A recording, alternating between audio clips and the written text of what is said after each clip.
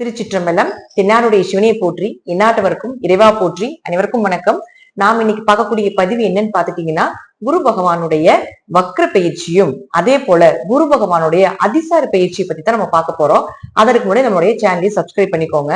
குரு பகவானை பொறுத்த வரைக்கும் பாத்துட்டீங்கன்னா, நகை, தங்கம், குழந்தைகள், அதே போல நம்மளுடைய பெரும் பணம், பெரிய பணக்காரர்கள், பெரிய பெரிய மனிதர்களுடைய தொடர்புகள், பரம்பரை சொத்துக்கள், தலைக்கட்டாக சொத்துக்கள் சேர்த்து வைக்கிறது எல்லாமே இந்த குரு பகவான் தான். இன்னும் நிறைய விஷயங்கள் இருக்கு. இது பொதுவாக நம்ம சொல்லக்கூடிய முக்கியமான விஷயங்கள். ஒரு ஜாதகத்துல குரு நல்லா இருக்காரு அப்படின்னா அவர்களுக்கு பரம்பரை சொத்து கிடைக்கும். ஒரு ஜாதகத்துல குரு நல்லா இல்லை அப்படின்னா இவர்களாக சம்பாதிச்சு சொத்து சேர்த்துவாங்க அப்படிங்கிற அமைப்பு உண்டு. அப்படி பார்க்கும் பொழுது இந்த குரு அதிசாரம் எப்ப ஆகிறார் அப்படின்னா, அக்டோபர் மாசம் 18ஆம் தேதியிலிருந்து டிசம்பர் மாசம் 19ஆம் தேதி வரைக்கும் மிதுன ராசியிலிருந்து கடக ராசிக்கு உச்சமாகிறார். இதுல இன்னொரு சூட்சமம் என்னன்னு பாத்துட்டீங்கன்னா, இதே பீரியட்ல குரு பகவான் வக்கரமும் ஆகிறார். அந்த குரு வக்கரம் எப்ப ஆகிறாருன்னா நவம்பர் 11 இருந்து மார்ச் 11 வரைக்கும். இப்போ குரு பகவான் அதிசாரமாகக்கூடிய பீரியட்லயே வக்கரம் ஆகிறார். ஒரு கிரகம், ஜோதிட ரூல்ஸ் என்னன்னா, ஒரு கிரகம் வக்கரமாகி, அதாவது உச்சம் பெற்ற கிரகம் வக்ரம் பெற்றால் நீசத்தன்மை அடையும். நீசம்னா பலம் இல்லை. அப்போ குரு பகவான் உச்சத்தையும் இப்ப கொடுக்க போகிறார் அதே இடத்துல இருந்து, அதே போல அதே இடத்துல இருந்து நீசத்தையும் கொடுக்க போகிறார். ஒரு சிலருக்கு யோகமாக குரு வேலை செய்யணும் அப்படின்னா அக்டோபர் 18 இருந்து நவம்பர் 11 யூஸ் பண்ணிக்கணும். ஒரு சிலருக்கு குரு கெட்டு போகணும்னு சொல்லிருப்போம். ஜோதிடத்துல பாத்தீங்கன்னா அர்த்தம் சொல்லுவாங்க, குரு கெடனுங்க அப்பதாங்க உங்களுக்கு ஜாதகம் நல்லா இருக்கும் அப்படின்னு சொல்லுவோம். அப்படி இருக்கக்கூடிய பீரியட் எப்பன்னு பாத்தீங்கன்னா நவம்பர் 11 இருந்து டிசம்பர் 19 வரைக்கும். முழுமையாக வக்கர நிவர்த்தி ஆகிறது பாத்துட்டீங்கன்னா மார்ச் மாசம் 11ஆம் தேதி. இப்போ ஒவ்வொரு ஜாதகத்துக்கும் எப்படி இருக்கும், யாருக்கு நல்லா குரு நல்லா இருந்தா யோகம், யாருக்கு குரு கெட்டு போனா யோகம், குரு நல்லா இருக்கிறப்ப நம்ம என்ன செய்யணும், குரு கெடும் பொழுது நம்ம என்ன செய்யணும் அப்படிங்கிறத ஒவ்வொன்னா டீட்டெயிலா நம்ம இப்ப பார்க்கலாம். சிம்ம ராசிக்குண்டான குரு பகவானுடைய அதிசார பயிற்சி பத்தி பார்க்கலாம். சிம்ம ராசி, அஷ்டமச்சனி, ராசிக்குள்ளேயே கேது ரொம்ப பிரச்சனைகளை கொடுத்துட்டு இருக்குது. உங்களுக்கு என்ன சொல்றது, ரத்த கண்ணீர் தான் வரல அப்படிங்கிற அளவுக்கு எல்லாமே சிம்ம ரொம்ப கஷ்டப்பட்டுட்டு இருக்கீங்க. பண ரீதியாக, தொழில் ரீதியாக, குடும்பம் ரீதியாக, குழந்தைகள் ரீதியாக, அதை விட என்னன்னு பாத்தீங்கன்னா எதிரிகள் அதிகமாயிட்டாங்க. யார நம்ப வேண்டாம் அப்படிங்கிற அளவுக்கு சிம்மத்துக்கு இப்ப போயிட்டு இருக்கு அப்படிங்கிறதா உண்மை. அதுவும் பாருங்க, குரு பகவான் உங்களுக்கு 11ஆம் வீட்டுல இருந்து இப்ப 12ஆம் வீட்டுக்கு உச்சம் பெற்று வருகிறார். இப்ப இந்த குரு யார் அப்படின்னு பாத்தீங்கன்னா 5 மற்றும் 8ஆம் அதிபதி. 8 12 மறைகிறார். நல்லா நான் புரிஞ்சுக்கணும். கெட்டவன் கெட்டு விட்டார். அப்போ கெட்டவன் கெட்டால் கிட்டிடும் ராஜயோகம் வேலை செய்யும். அப்ப இது ஒரு ராஜயோகம், விபரீத ராஜயோகத்தை கொடுக்கும். திடீர் வருமானங்கள், திடீர் அதிர்ஷ்டங்கள், ஒரு பக்கம் பணம் வெளியே கொடுத்துருக்கீங்க அது வராம இருக்கு, அதெல்லாமே இப்ப உங்க கைக்கு வர்றதுக்கு உண்டான அமைப்பு ஏற்படுத்தி கொடுப்பார். ஒரு ஜாமீன் கையெழுத்து போட்டிருக்கிறீங்க, யாருக்காவது பணத்தை வாங்கி கொடுத்துட்டு அதுக்கு நீங்க கடன் கட்டிட்டு இருக்க வேண்டிய ஒரு சூழ்நிலைகள் இருக்குது. இதெல்லாம் இருந்தால் இதற்கெல்லாம் ஒரு நல்ல நிவர்த்தி அப்படிங்கிறது நிச்சயமாக இந்த குரு ஏற்படுத்தி கொடுப்பார். ஏன்னா 8 இருந்து 12 இருக்கும் பொழுது வெளியூர் பயணங்கள், வெளிநாடு பயணங்கள், வேலை சார்ந்த விஷயத்துக்காக பயணங்கள் போறது, இத்தனை நாள் பயணங்கள் போனாலும் ஒரு நன்மைகள் இல்லாம இருந்தது. ஆனா இப்ப போகக்கூடியது பாத்தீங்கன்னா உங்களுக்கு ஒரு நன்மைகள் கொடுக்கக்கூடிய ஒரு அமைப்பை ஏற்படுத்தி கொடுப்பார். ஏதோ ஒரு வழியில பாத்துட்டீங்கன்னா ஒரு நிம்மதி, ஒரு பெருமூச்சு அப்படிங்கிறது சிம்மத்துக்கு நிச்சயமாக ஏற்படும். அப்ப அவரே 5ஆம் அதிபதி ஆகி 12 மறையும் பொழுது கொஞ்சம் குழந்தைகள் விஷயத்துல மட்டும் கொஞ்சம் கவனமா இருந்துக்கோங்க. குழந்தைகள் சார்ந்து என்ன பண்றாங்க ஏது பண்றாங்க அப்படிங்கறது கொஞ்சம் பாத்துக்கோங்க.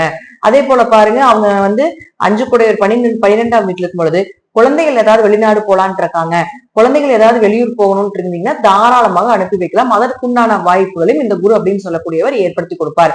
இத்தனை நாள் அஷ்டமச்சனியில தூக்கமே இருந்திருக்காது, நிம்மதியே இல்லை. ஆனா இப்போ ஒரு நல்ல தூக்கம், நல்ல நிம்மதியான தூக்கம் அப்படிங்கிறது இந்த குரு ஏற்படுத்தி கொடுப்பார். ஏதாவது ஒரு வழியில நன்மைகள் அப்படிங்கிறது நிச்சயமாக இந்த குரு கொடுத்தே தீரணும்.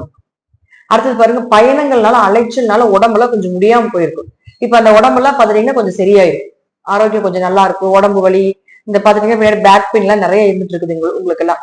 சோ அதெல்லாமே சரியாகிறதுக்குள்ளான வாய்ப்புகளையும் ஏற்படுத்தி கொடுப்பார். குரு இருக்கின்ற இடத்தை விட பார்க்கின்ற இடத்திற்கே பலம் ஜாஸ்தி. அப்ப குரு எங்க பாக்குறாருன்னா 4ஆம் இடத்தை பாக்குறாரு. அப்ப 4ஆம் இடங்கிறது வீடு, மனை, வண்டி, வாகனங்களை சொல்லக்கூடிய ஒரு இடம். அப்போ ஒரு வீடு வாங்குறதுக்கு உண்டானதோ ஒரு மாற்றம், 4ஆம் இடங்கிறதே ஒரு மாற்றம் தான். அப்போ ஒரு மாற்றம் நடக்க போகுது, வீடு மாற்றமோ இடம் மாற்றமோ, ஒரு பழசு ஏதாவது வீடு இருக்கு, சொத்து இருக்கு, அதெல்லாம் வித்துட்டு வேற வாங்கலான்ட்டு இருக்கீங்க அப்படின்னா தாராளமாக அதை வாங்கலாம். அதே போல 6ஆம் இடத்தையும் பார்க்கறதுனால ஒரு வீடு லோன் கிடைக்கிறதுக்கு உண்டான வாய்ப்புகள், ஒரு ஏதாவது ஒரு விஷயத்துக்காக கடன் வாங்கணும், அதே போல பாத்துட்டீங்கன்னா வீட்டு லோன் கட்ட முடியாம சிரமப்படுறீங்க அப்படின்னு இருந்தாலும் கூட அது கடன் அடைக்கிறதுக்கு உண்டான வாய்ப்புகளும், லோன் கிடைப்பதற்குண்டான வாய்ப்பையும் ஏற்படுத்தி கொடுப்பார். 6-4 தொடர்பு ஏற்பட்டாலே உடம்பு ஆரோக்கியமாக இருக்கும். உங்க உடம்புல இருந்து வந்த பிரச்சனைகள் எல்லாமே வெளியே போகும். 6ஆம் இடம் அப்படிங்கிறது முழுக்க முழுக்க பாத்தீங்கன்னா கடன், நோய் இதெல்லாம் சொல்லக்கூடியது. அதுவும் இல்லாம வேலை வாய்ப்பையும் சொல்லக்கூடிய ஒரு இடம். அஷ்டமச்சனில நிறைய பேருக்கு வேலை போயிடுச்சு. 40% தான் வேலை செய்யறாங்க. ஆனா வேலை செய்யறவங்க யாருமே பாத்துட்டீங்கன்னா ஒரு நிம்மதி இல்ல, வேலையில பிரச்சனையா இருக்கு, வேலை செய்யக்கூடியவர்கள் மூலமாக எங்களுக்கு ஒரே தொல்லையா இருக்கு, அந்த கம்பெனியில என்னையே அவங்க விட்டு தூக்குற நிலையில இருக்கிறாங்க, அல்லது நானும் நின்னுக்கலான் இருக்கிறேன் அப்படிங்கிற அமைப்புல இந்த சிம்மத்துக்கு நடந்துட்டு இருக்குது. இப்ப இதுக்கு எல்லாமே ஒரு தீர்வு கிடைக்கும். ஒன்னா இந்த வேலையை விட்டுட்டு இன்னொரு வேலை கிடைக்கிறதுக்கு உண்டான வாய்ப்புகளும் உண்டு, அல்லது இதே வேலையில இருந்து வந்த கெட்ட பேர்ல விலகி அதையே கண்டினியூ பண்ணக்கூடிய அமைப்பையும் நிச்சயமாக இந்த குரு ஏற்படுத்தி கொடுப்பார். 6ஆம் இடம் அப்படிங்கிறது எதிரிகளை சொல்லக்கூடிய இடம். அப்ப இத்தனை நாள் உங்களை யாரெல்லாம் எதிரியா இருந்தாங்க, உங்க முதுகுல யாரெல்லாம் குத்திட்டு இருக்கிறாங்க, வேலை செய்ய கொடுத்துல யாரெல்லாம் பாத்துட்டீங்கன்னா உங்களை போட்டு கொடுத்துட்டு இருக்கிறாங்க, வேலை செய்யக்கூடிய இடத்துல இருக்கக்கூடிய நபர்கள் எல்லாமே உங்களுக்கு யாரெல்லாம் நம்பிக்கை துரோகம் பண்ணிட்டு இருக்கிறாங்க அப்படிங்கிற எல்லா விஷயத்தையுமே இந்த குரு அப்படின்னு சொல்லக்கூடியவர் ஏற்படுத்தி கொடுப்பார். 4ஆம் இடமும் 6ஆம் இடமும் கண்டிப்பாக ஒரு இடமாற்றையோ தொழில் மாற்றத்தையோ அல்லது வீடு ஏதாவது மாற்றக்கூடிய ஒரு அமைப்போ ஏற்படுத்தி கொடுத்தே தீரணும் அப்படிங்கிறது விதிக்கப்பட்டது. அதே போல பாருங்க, குரு உங்களுக்கு 8ஆம் வீட்டை பார்க்கிறார். 9ஆம் பார்வையாக 8ஆம் வீட்டை பார்க்கிறார். அங்க சனி இருக்கு. அப்ப சனியினால் இருந்து வந்த பிரச்சனைகள் கொஞ்சம் குறையும். நல்லா புரிஞ்சுக்கணும், குருவுக்கும் சனிக்கும் நிறைய டிஃபரெண்ட் இருக்கு. சனி கொடுப்பதை யாராலும் தடுக்கவே முடியாது. குருவை விட சனியே பெரிய கிரகம். அப்போ சனி உங்களுக்கு அனுபவத்தை கொடுக்கக்கூடியவர் தான். அவர் நிறைய பாடத்தை கத்துக் கொடுப்பாரு, அதெல்லாம் உண்மைதான். அதுக்கு வழிகளை தாங்கித்தான் ஆகணும். ஒரு சிலையா ஆகணும்னா வழிகளை தாங்கினா தானே அந்த சிலையே உருவாகும். அப்போ அந்த வழியை கொடுக்கக்கூடியவர் தான் சனி பகவான். அப்போ இந்த குரு அப்படின்னு சொல்லக்கூடிய என்ன பண்ணுவாருன்னா, அந்த கொடுக்கின்ற வழிக்கு ஒரு மருந்தாக செயல்படுவார்.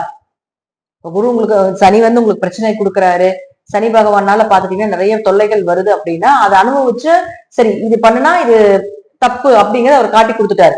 சரி ஓகே, அப்ப அதுக்கு பதில் என்ன பண்ணலாம், அப்ப எதை நோக்கி போகலாம் அப்படிங்கறது இந்த பின்னாடி குரு சொல்லி கொடுத்துட்டு வருவார்.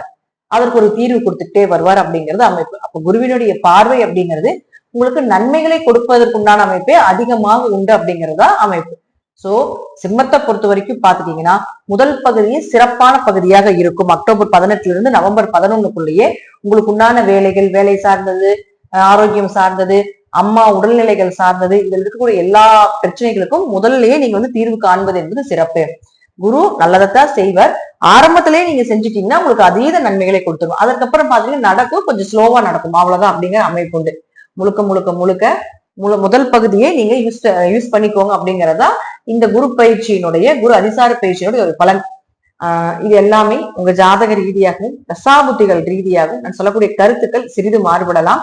அதே போல குரு பகவானுடைய பார்வை பெறக்கூடிய இடத்துல கிரகங்கள் இருந்தாலும், விருச்சிகத்துல, மகரத்துல, மீனத்துல கிரகங்கள் இருந்தாலும் கூட அந்த கிரகம் உங்களுக்கு செயல்படாம இருந்தாலும் அல்லது அந்த கிரகத்தின் மூலமாக வரக்கூடிய பயன்கள் எல்லாமே இந்த குரு ஏற்படுத்தி கொடுப்பார். அது கண்டிப்பா உங்க கை சேரும் அப்படிங்கறது அமைப்பு.